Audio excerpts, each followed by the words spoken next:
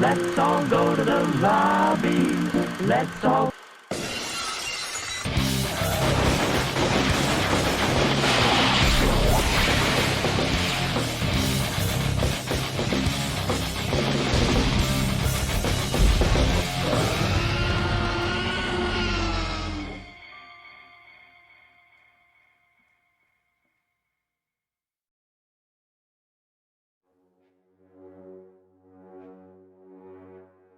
Every now and then a new movie comes along and attempts to leave a lasting mark on you, even after it's been viewed. For me, this is the hallmark of not only a great movie, but an interesting one. And I'm not even sure the word interesting does this movie justice.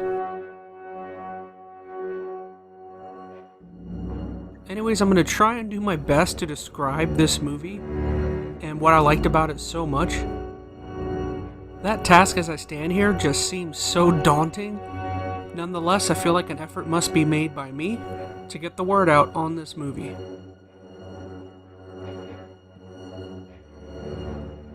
So here's my review of the film, The Lighthouse.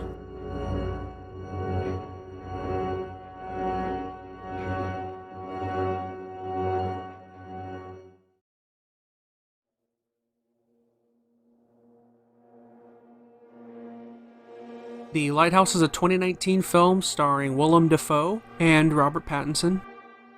It was directed, co-produced, and co-written by Robert Eggers. Before getting into the actual movie, I just want to take a sec and talk about the movie's presentation. Not only is the movie in all black and white, but it also utilizes a 4:3 aspect ratio, of which nowadays is much less common with most modern filmmaking. I think this really adds to the movie and makes you feel like you're watching it on an old school, standard television set. An old-timey film is definitely what this movie's creators were going for, and I most definitely think they were able to achieve that. And to add to the presentation, something personal for me, something that was definitely not intentional on the movie side, but I saw this movie during a terrible thunderstorm going on outside my house, and boy did that add to the movie. The atmosphere for watching a movie of this sort was just absolutely perfect. More tall tales. Bad luck to kill a seabird.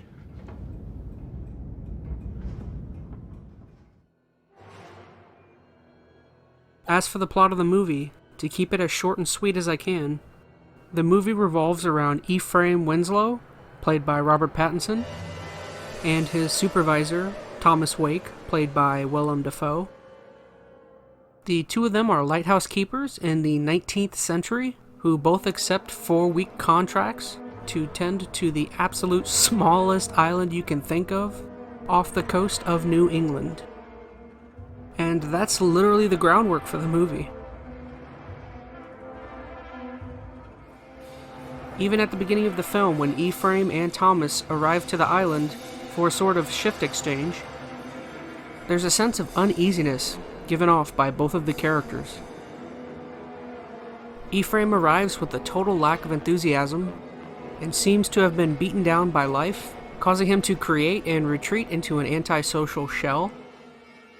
On the contrary, Ephraim's personality and demeanor are a total juxtaposition to Thomas. An older and more experienced lighthouse keeper, he exudes a persona of professionalism and is by far the more talkative of the couple. His constant poking and prodding into Ephraim's life and decisions slowly peels back and unveils his own madness, and further helps push Ephraim's already withered sanity right off the end of a teetering plank.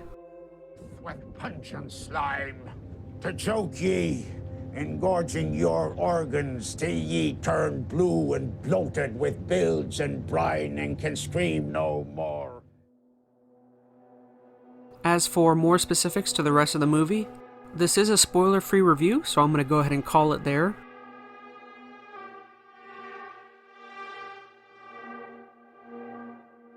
There are a couple more key aspects that really help immerse you within the movie. One that I thoroughly enjoyed was just the way that the characters talked. Dafoe and Pattinson just absolutely nailed that weird 19th century, sometimes hard to understand sailor talk. There's just so many references to water-oriented things and Greek mythology. It's all just, well, I hate to say the same word, but just it's immersion at its best.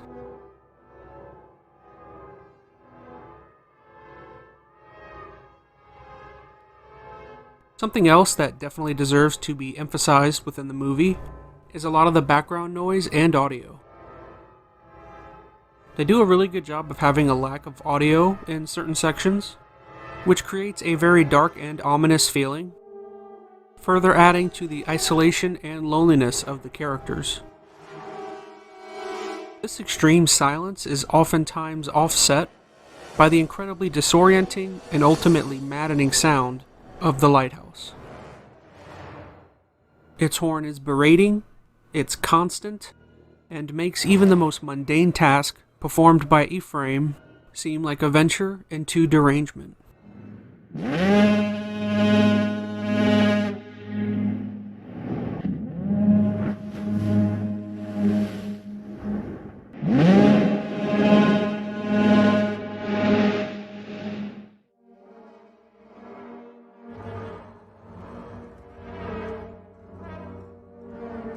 To conclude, ultimately to me this movie is about happiness, depression, and most importantly, power.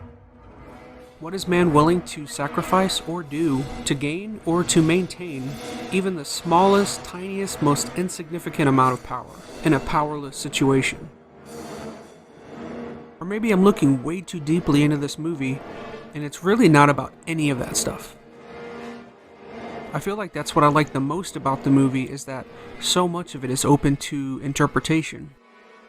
There's moments when I feel like I have a grasp on the movie and what is happening. And then there are moments when I look back and wonder, was that actually happening? Was that in that character's head, or was this in this character's head? Shoot, I'm not even really entirely sure what genre of movie this is. I wouldn't call it a horror movie, nor a drama, nor a psychological thriller. To me, it's just psychological.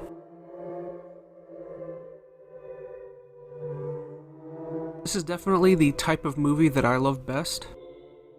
I found myself thinking about the movie and pondering for a couple hours after viewing. For me personally, I'd love to give the movie a 5 out of 5 and say it's a masterpiece and one of my favorite movies of all time, and that would be very true for me. But I gotta be honest, I could absolutely totally see somebody not liking this movie. It's definitely weird and very much a period piece.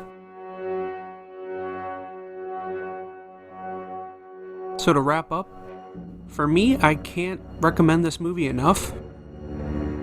Ultimately, if you don't like the movie itself, the acting alone is top-notch and really sees two actors at the very peak of their game. I mean, it's so incredibly good that for the longest time I thought of Robert Pattinson as just that Twilight guy, and now I'm gonna forever think of him as that guy from The Lighthouse.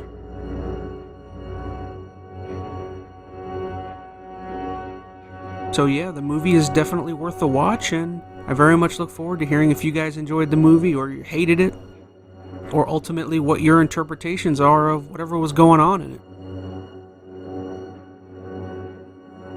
Anyways, thank you so much for watching, guys. Just want to say thanks, love you, be safe, and I hope you'll join me on the next episode of Enter ChazmaN's. See you guys.